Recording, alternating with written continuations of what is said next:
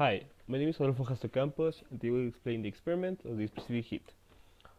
So the objective of this experiment is to know of which material these two objects are made of. On the left we have a small metallic ball, and on the right we have a metallic coin. We know they are metallic, but don't know what material they are. And in order to figure this out, we're going to use their specific heats. So first of all, we need to understand what is specific heat. Here there is a formula which tells us that when an object gains or loses energy in the form of heat, here represented by the letter Q, uh, they will gain it or lose it depending on their specific heat in C, their mass in M, and the change in temperature in delta T. So therefore, the amount of energy an object gains or loses depends on their mass, their temperature, and the material they're made of, because this is what dictates their specific heat.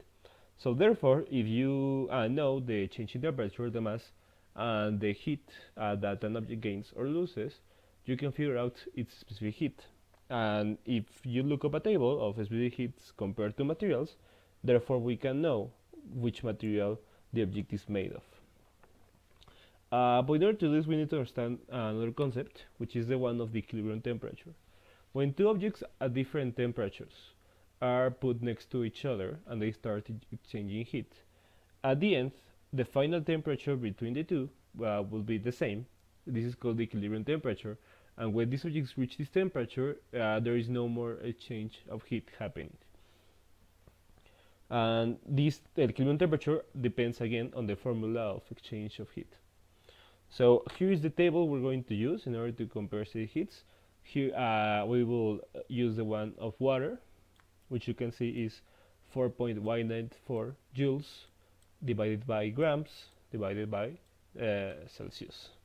And here we have a list of metals which are possible for the objects to be, and their specific heat, and then we're going to compare them. So in order to do this experiment, basically what we're going to do is grab the objects, and first, we're going to know their temperature, and then knowing the temperature and their mass, obviously, we're going to put them in cold water. And this water, we'll start to change it with the object. And therefore, the heat lost by the object will be the heat gained by the water. And as the formula tells us, they are equal to the specific heat times the mass times the change in temperature. Here you can see that because it is hot at first, the object, at the end is at the equilibrium position, this differs from the water, which starts cold and ends in the equilibrium position. Okay, so this formula is technically correct, but we're missing two important things. First of all, in order to know the temperature of the object more precisely, the actual experiment is going to be conducted by first pouring the object in hot water, in boiling water, and let it stay there for some minutes until all the heat exchange has stopped, and we can know by measuring the temperature of the hot water, the temperature of the object, because it has been such a long time that both objects, the water and the object, have reached the equilibrium temperature and therefore have the same temperature. And secondly, and most importantly, we need to put all of this in a container, obviously, because we're using water. But the thing is that most containers are not isolated in heat, so therefore it can exchange heat with the environment and with itself. So therefore we're going to use a thing called a calorimeter. Here you can see this is the when you isolate the object specific heat. So this on the right will be the full calculation we're going to use, the exact calculation, but accounting for the two factors I mentioned. So the calorimeter looks like this. It's a small container designed specifically to be isolated from the outside and from the inside. So for a perfect calorimeter, it wouldn't let any heat go in and any heat go out. as well as not exchange heat at all with the objects inside of it.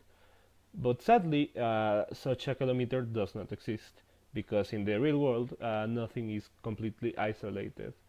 So therefore, in order to have more accurate results, we're going to also take into account the calometer specific heat. So in order to do this, we're going to do basically the same experiment, but with the calometer itself.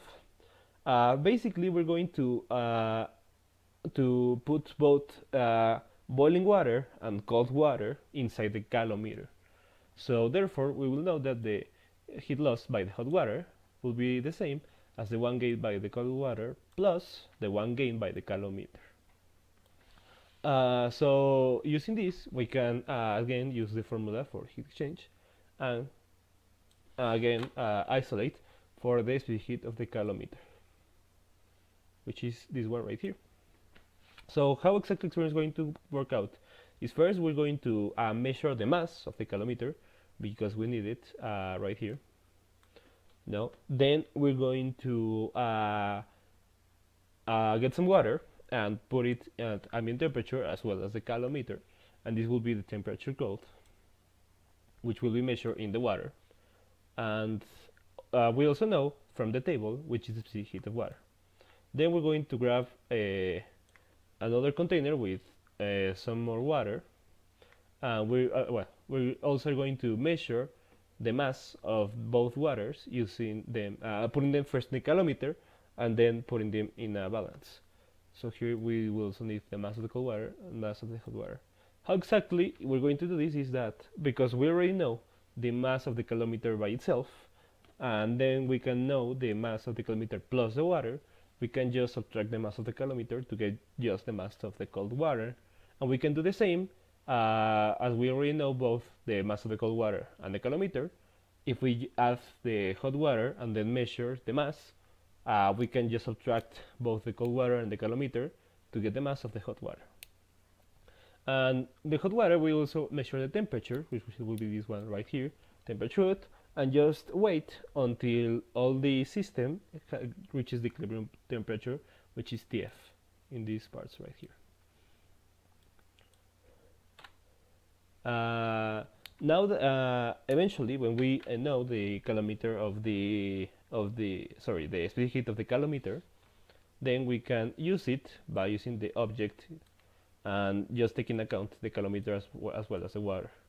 We just need to add the term for our calometer in the formula.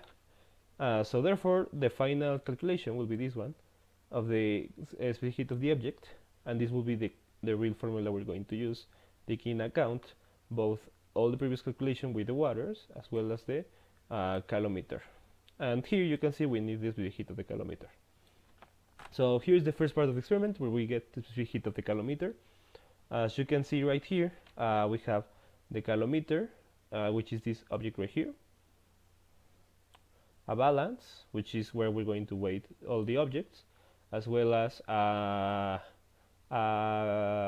heating stove, which will boil the water. So here is the video of the experiment being done. As you can see, first we're going to measure the empty calometer, then record its mass. No, then we're going to put the cold water in it, measure its mass with the water, and as well its temperature, and record both of them. Then we're going to start boiling water. You can see it right here on the left, and also get the temperature and record it. Then we're going to put this hot water on the calometer, already with the cold water,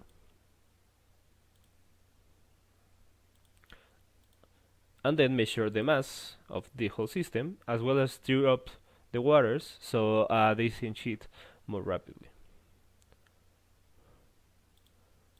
So here's the final measurement of the mass of both waters on the calometer. And all of these recordings, as well as the temperature, remember this is the equilibrium temperature, gave us this table right here. Here you can see the mass of the empty calometer, the mass of the calometer with the cold water, the temperature of the cold water, the temperature of the hot water, the final temperature, and the mass of the whole system. So from this, remember we can use